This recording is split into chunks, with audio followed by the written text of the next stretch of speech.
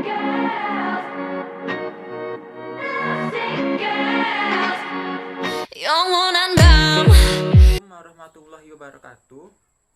Perkenalkan, nama saya Yogi Saputra, NIM 19026115. Saya merupakan mahasiswa Universitas Negeri Padang, Prodi Informasi Perpustakaan dan Kearsipan. Di sini, saya ingin menjelaskan bagaimana langkah-langkah menyimpan dan penataan arsip dengan sistem abjad atau alfabetis. Sebelum saya menjelaskan bagaimana langkah-langkahnya, saya akan terlebih dahulu menjelaskan pengertian sistem abjad atau alfabetis. Sistem abjad adalah sistem penyimpanan dan penemuan kembali arsip yang disusun berdasarkan pengelompokan nama orang, badan organisasi yang disusun berdasarkan urutan abjad. Jadi, pada sistem abjad ini merupakan sistem yang sederhana namun mudah karena pada umumnya orang akan lebih mengingat nama orang atau badan organisasi dibandingkan dengan nomor atau angka. Pada sistem abjad ini digunakan sebagai sistem penyimpan arsip karena yang pertama, nama lebih mudah untuk diingat oleh siapapun. 2. Mudahnya penyimpanan menggunakan nama karena kita tidak perlu menentukan nomor dari kode arsip yang akan kita simpan. Yang ketiga, dokumen yang dicari dan diminta pada umumnya melalui nama karena orang akan lebih mengingat nama daripada nomor. Dan pada sistem abjad ini memiliki keuntungan tersendiri. Yang pertama, dokumen arsip yang berasal dari satu nama yang sama akan dikelompokkan menjadi satu dan disimpan pada map yang sama. Yang kedua, surat masuk dan surat keluar akan disimpan bersebelahan dengan satu map. Yang ketiga, mudah dikerjakan dan cepat untuk ditemukan kembali karena kita hanya menentukan nama untuk menemukan kembali arsip tersebut. Dan yang keempat adalah mudah untuk diterapkan karena kita hanya menentukan nama, membuat kodenya, lalu menyimpan arsip tersebut.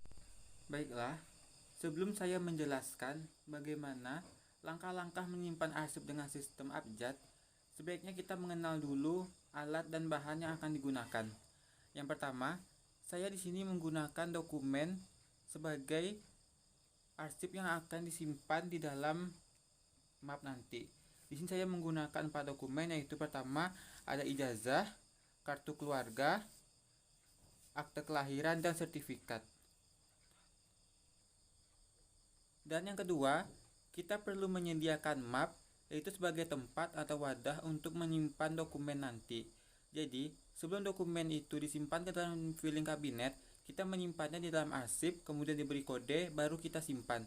Map ini berguna sebagai pelindungan dari dokumen agar tidak mudah rusak.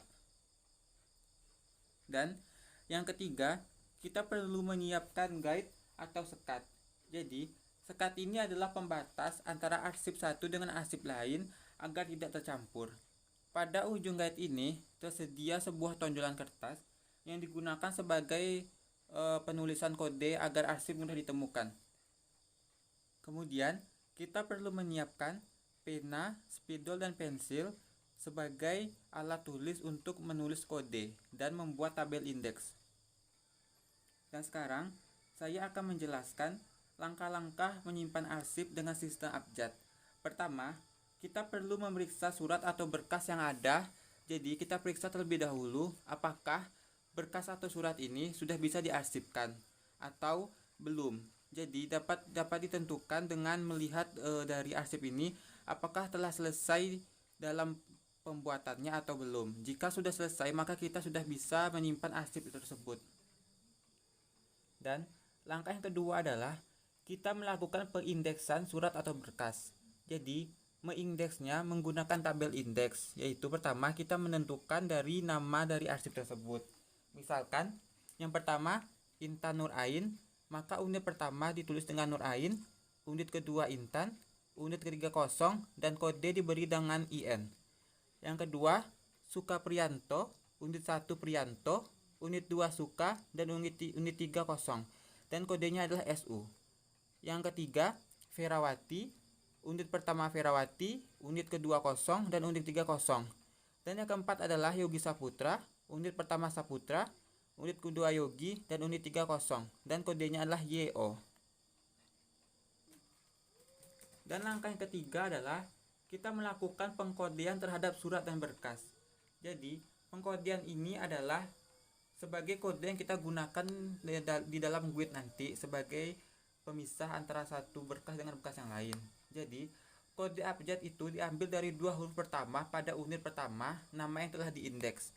Jadi, misalkan Intan Nur Ain, maka kode yang digunakanlah IN sesuai dengan unit pertamanya. Dan langkah selanjutnya adalah kita memasukkan seluruh berkas ke dalam map yang telah kita sediakan. Jadi berkas-berkas setelah kita indeks tadi kita masukkan ke dalam map dan kita susun rapi seperti ini, sehingga berkas yang ada tidak akan mudah rusak, terkena air ataupun dimakan rayap. Kemudian kita perlu memasang sekat atau GUID kepada map ini. Seperti yang pertama adalah terdapat akte dari Intan Nur Ain. Jadi kita buat kodenya di GUID sesuai dengan kode yang ada, yaitu IN yang melafalkan Intan Nur Ain. Kita letakkan di bagian depan dari map ini. Kemudian yang kedua adalah kartu keluarga dengan kode Sukapriyanto yaitu SU. Kita letakkan pula GUID-nya di depannya dengan kode SU. Kita letakkan di belakang map sebelumnya. Dan yang ketiga adalah Yogi Saputra dengan kode yaitu YO, dan kita letakkan di depan mapnya. Dan kita susun di map yang sebelumnya. Sehingga jika telah disusun akan tampak seperti ini, yaitu IN, SU, YO. Sekat ini digunakan sebagai pemisah antara satu map dengan map yang lainnya. Jadi ketika kita ingin mencari mencari berkas yang dibutuhkan, kita hanya perlu melihat tabel indeks yaitu Intan Nur Ain, kodenya IN, maka kita perlu mengambil yang pertama. Dan ini adalah berkas dengan kode IN, yaitu akte kelahiran dari Intan Nur Ain. Nah, ini adalah penampakan dari berkas atau dokumen yang telah disusun melalui sistem abjad seperti ini. Dan dokumen atau berkas ini sudah siap untuk disimpan ke dalam lemari kearsipan atau filing kabinet di dalam laci yang telah ditentukan. Baik, itu adalah penjelasan saya mengenai bagaimana langkah-langkah menyimpan arsip dengan sistem abjad atau alfabetis. Semoga penjelasan saya dapat dimengerti dengan mudah oleh teman-teman dan bisa menjadi tambahan ilmu bagi teman-teman juga. Jika ada kesalahan, saya mohon maaf. Wassalamualaikum warahmatullahi wabarakatuh.